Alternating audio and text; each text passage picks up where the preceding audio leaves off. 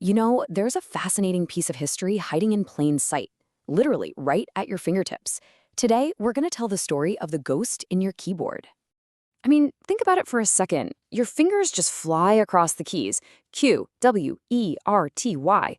They just know where to go. But have you ever actually stopped and just looked at that layout and really asked yourself, why this specific, kind of strange order? Because let's be honest, it feels totally random, right? It doesn't seem to make any logical sense. Why isn't it just alphabetical? Why is A sitting there on the home row while Z is like banished to the bottom corner?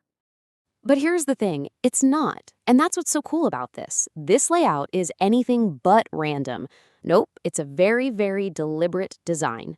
In fact, this entire arrangement, the one billions of us use every single day, was created to solve a super specific, really annoying mechanical problem from, get this, about 150 years ago. And here's the best part, the real twist. That original problem, it's completely gone, totally obsolete. And yet, here we are, all of us, still typing away on the solution. So you gotta ask, right? What was this problem? Well, to find the answer, we have to jump in a time machine and go way back. We're talking the 19th century, back to a machine with a really frustrating flaw.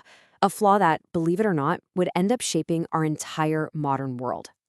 All right, so picture this. It's the 1870s. The very first commercial typewriters are starting to pop up, thanks to an inventor named Christopher Latham Sholes. Now, these things were revolutionary, a total game changer. But they had one massive flaw. If you tried to type too fast, the whole machine would just jam up. It would freeze. So to really get the problem, you gotta understand how these things actually worked. See, these weren't like our silent digital keyboards today. No way. These were heavy, clunky, physical machines. When you pressed a key, a literal metal arm would swing up and smack an ink ribbon against the paper. The whole thing was based on that physical movement. And this is exactly where the trouble started. So imagine you're typing a common word, right? You press one key, an arm swings up.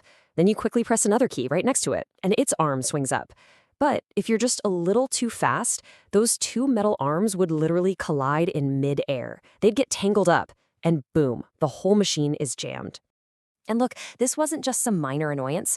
For the person doing the typing, it was so frustrating, having to stop all the time to untangle these metal arms. But for a business, a business trying to be more efficient, it was completely unacceptable. They needed a solution, and they needed it fast. So let's talk about the solution, because it is just brilliantly counterintuitive. To make the machine actually work better, the inventor had to figure out a way to make the person typing, to make them a little less efficient. This was the big puzzle for Christopher Sholes. If speed is what's causing the problem, how do you fix it? You can't just tell people to type slower. So how do you engineer a solution into the machine itself? And here it is, the genius, totally backward-sounding answer. Instead of putting common letters together to make typing faster, he did the exact opposite. He actually studied the English language, found the most common letter pairs, like T and H or E and R, and he physically moved their keys far apart on the keyboard. So just let that sink in for a second. The keyboard layout you use every day wasn't designed for you. It wasn't about making it comfortable or easy. It was designed to work around the weakness of a machine, by literally forcing your fingers to travel farther across the keyboard just to slow you down enough to keep those metal arms from crashing into each other. Okay, so problem solved, right? But that just leads to the next big question.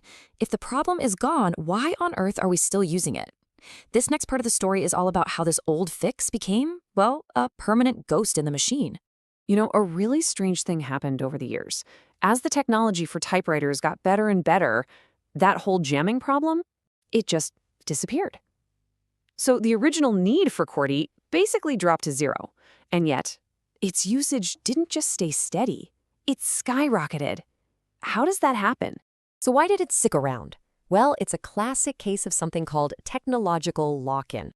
See, once millions of people learned this one system, this powerful cycle just started spinning. Typing schools taught QWERTY because that's what businesses wanted. Businesses bought QWERTY typewriters because that's what their typists knew. And the manufacturers, they just kept pumping them out because that's what everybody was buying. It just became too big and, frankly, too expensive to even think about changing. And it's not like nobody tried to come up with something better. Years later, a new layout called Dvorak was invented, and its goal was the complete opposite of QWERTY's. It was designed from the ground up for maximum speed and comfort. And you know what? A ton of tests showed it was way better. But it was just too late. QWERTY had already taken over the world.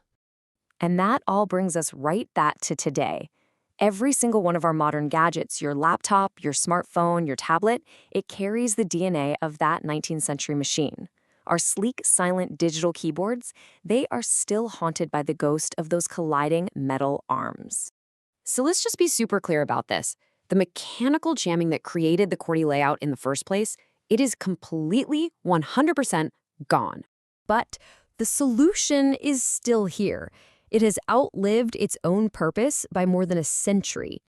And it just goes to show you, history isn't just something you read about in books. The past is literally hiding inside the most common things we use every single day, and it's shaping what we do in ways we don't even realize. It's such a powerful reminder, isn't it? That we're constantly interacting with the legacy of decisions made by people we've never met to solve problems we've never even had. And it's right there, right under your fingertips, this very second. So the next time you're typing out an email or a text message, just take a second and look down at your hands. Remember, you're not just typing on a keyboard. You're using a clever 150-year-old workaround for a Victorian-era mechanical flaw. You're touching a piece of history that became so baked into our world that we simply never figured out how to let it go.